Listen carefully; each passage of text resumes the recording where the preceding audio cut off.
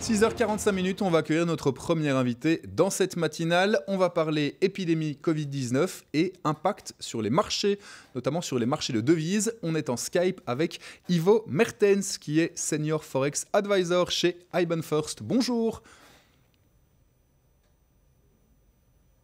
Est-ce que vous m'entendez, monsieur Mertens ? Alors visiblement, vous m'entendez. Voilà, moi je vous entends aussi. Bonjour, merci beaucoup d'être avec nous ce matin. On l'a donc dit, vous êtes un spécialiste notamment des marchés des devises. C'est à ça qu'on va s'intéresser ce matin. Il s'est passé quoi en fait ? On le répète depuis ce matin, effondrement complet des bourses depuis des marchés du pétrole ce week-end et puis des bourses ce lundi. C'est quoi l'explication ? C'est quoi la cause ?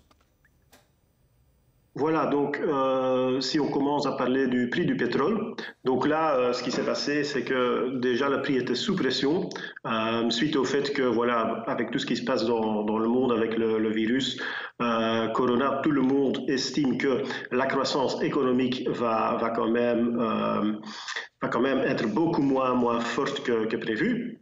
Et donc voilà, ça pèse sur la croissance et sur les prix du pétrole. Donc ce qui s'est passé sur le week-end, c'est que l'Arabie Saoudite a décidé de brader le prix du pétrole, qui a vraiment provoqué une chute très très forte, où le pétrole a vu une baisse de son prix qui est le pire depuis 13 ans. Sur les marchés des bourses, voilà, ce qui s'est passé, c'est que fin de la semaine passée, la Banque centrale américaine avait baissé ses taux en urgence avec 50 points de base. Ce n'est pas leur habitude de faire des choses vraiment en mode panique. Et donc ça a eu un peu un effet... un effet non volontaire. Ils ont voulu rassurer les marchés et ça a eu l'effet complètement opposé. Donc voilà, une forte chute. Et ce que ça a fait, c'est que sur les marchés des devises, ça a mis sous pression le dollar qui bouge évidemment un peu en tandem avec le prix du baril du pétrole. Et donc le dollar, il a pris beaucoup de coups sur les derniers jours. Maintenant, il faut dire que ce matin et pendant la nuit, on a vu quand même une correction assez forte où le prix du pétrole depuis hier soir a remonté entre 7 et 8%, et l'US dollar a remonté aussi un peu. Une autre devise qui est toujours fortement impactée par des crises financières, c'est le yen japonais, qui profite plutôt de chaque fois quand il y a de la panique sur les marchés financiers, il y a le yen qui monte en force. Et donc ça c'est ça qu'on a vu pendant les derniers jours et même les dernières semaines. Et un peu pour le franc suisse, c'est pareil. Le franc suisse est toujours considéré comme une sorte de safe haven, comme on dit. Et donc des investisseurs cherchent à se réfugier en franc suisse dès qu'il y a des choses qui mouvementent les marchés ou voilà, qui causent la panique sur les marchés dans le monde. Juste une petite explication sur ce qui s'est passé cette nuit. Cette remontée des cours du pétrole, du dollar notamment, c'est un phénomène de correction assez logique. Comment est-ce qu'on peut expliquer justement que ça dégringole pendant 3 jours et puis que ça remonte un petit peu cette nuit ? C'est parce que probablement des acteurs du marché considèrent que le mouvement qu'on a vu pendant les derniers jours était vraiment exagéré, et aussi parce que bon, le prix du baril du pétrole, il y a les effets, tout ce qui se passe en Arabie Saoudite et les craintes sur la croissance. Mais bon, il y a quand même beaucoup de ventes en panique, disons, où les gens ont juste réagi d'une façon plutôt émotionnelle et se rendent compte maintenant qu'ils ont surréagi. Et donc voilà, ça se corrige un peu. Donc à voir dans les jours à venir comment ça va évoluer. En termes de mesures qui pourraient aussi... Allez-y, je vous en prie, sur le marché d'échange. Non, sur les marchés d'échange, là, il y a quand même aussi d'autres effets qui vont jouer, parce qu'il y a l'euro qui a le dollar s'est affaibli à cause du fait que leur banque centrale a été considérée agissant plutôt en mode panique.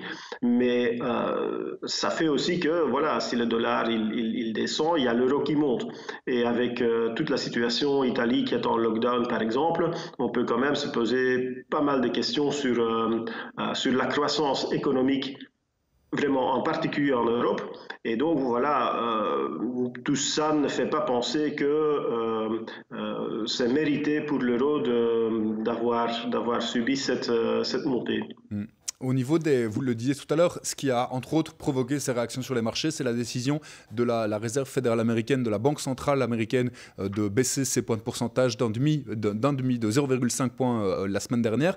On doit s'attendre à quoi dans les semaines à venir? Là, vu la situation, peut-être que les autres banques centrales vont également réagir. La BCE, la Banque centrale du Japon, la Fed de nouveau éventuellement. Il faut s'attendre de nouveau à des nouvelles mesures de correction? Toujours difficile à dire. Personnellement, je pense que la Banque centrale européenne pourrait réagir, peut-être pas en changeant ses taux directrices, mais plutôt en accordant des prêts supplémentaires au secteur des PME.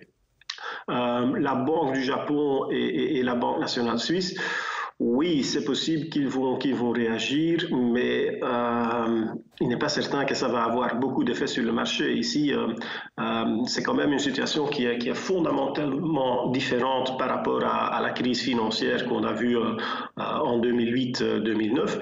Là, c'était plutôt une crise du secteur financier et donc en descendant leurs taux, les banques centrales pourraient injecter de l'oxygène dans l'économie et dans le monde bancaire. Ici, c'est une autre cause de crise. Donc voilà, oui, certes, les banques centrales, en descendant leurs taux, peuvent essayer de relancer un peu l'économie, mais ici, c'est pas allez, les causes de la panique ne sont pas liées à une manque de financement pour les sociétés ou à des conditions financières. C'est plutôt des conditions dans le monde réel. Et là, il faut plutôt, je pense, comme fait la BCE, ou comme va peut-être faire la BCE, donner de l'oxygène en être plus souple sur les conditions de prêt pour l'économie réelle. C'est dans ce qui était annoncé, peut-être ce qui était supposé en tout cas. On parlait d'une éventuelle réunion en urgence du G7. Ça, a priori, vous estimez que ce qu'il faudra, ce sera des mesures au cas par cas, nationales en fonction des pays, et qu'une approche coordonnée, de nouveau, ça servirait peut-être pas à grand chose?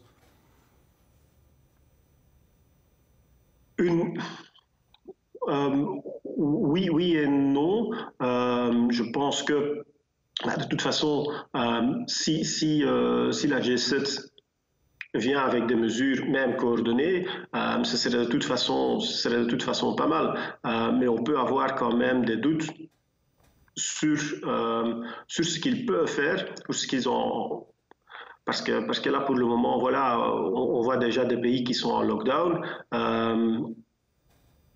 Je vois difficilement, par exemple, l'Italie changer ses mesures justement pour calmer les marchés un peu. Voilà, je pense que tout le monde pense à ce moment-ci plutôt en premier lieu à la santé des gens et à la santé de la population. Et voilà. Et si dans la foulée, ils peuvent faire quelque chose et pour relancer l'économie, ils vont le faire. Je pense que leur premier souci pour le moment, c'est d'assurer la santé de tout le monde. Pour terminer, M. Mertens, en forme de conseil presque, comment est-ce qu'on doit se positionner sur le marché des devises? Vous l'avez dit tout à l'heure, l'euro a monté pour des raisons qui n'étaient peut-être pas tout à fait logiques. Est-ce que ça va continuer à monter? Est-ce qu'il faut acheter des euros? Est-ce qu'il faut vendre des euros? Sur les devises, on se positionne comment? Si on saurait ça. Donc voilà.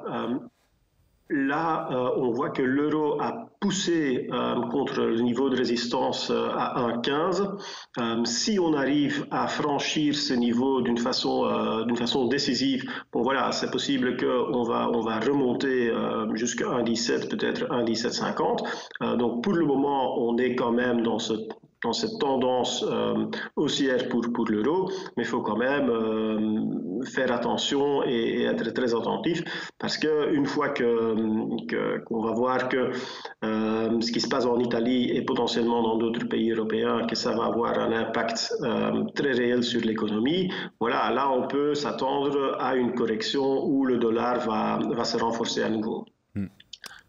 En termes de prédiction, je sais bien que c'est toujours très difficile, évidemment, en particulier avec les marchés financiers, d'essayer de tirer des plans sur la comète. Mais vous voyez la situation évoluer comment? Là, comme a priori, l'épidémie va continuer. Ça risque d'être encore tendu sur les marchés financiers dans les semaines à venir, là? Tout dépend si ou non on arrive à contrôler le niveau de contamination avec ce virus. Je pense que la situation va rester tendue pendant quelques temps, mais après quelques semaines, je crois qu'il y a quand même, les gens vont... Bon, c'est peut-être pas le bon mot, mais s'habituer à la situation et les choses vont plus ou moins se calmer, je pense. Je pense pas qu'on va rester dans cette mode de panique de toute façon. Par après, ça va prendre quelques semaines probablement avant que les marchés commencent vraiment à se redresser. Mais oui, voilà, à très court terme, ça va rester plutôt tendu et par après, ça va probablement se calmer et je pense que les choses vont reprendre tout doucement par après. Et vous le disiez, et on l'a déjà pas mal répété dans cette matinale de toute façon, c'est en effet l'incertitude qui provoque des remous sur les marchés. Et tant qu'on ne sera pas fixé sur cette incertitude quant à la maladie, j'imagine que les marchés ne s'en porteront pas mieux. Merci beaucoup en tout cas. Ivo Mertens, Senior Forex Advisor chez IBAN First.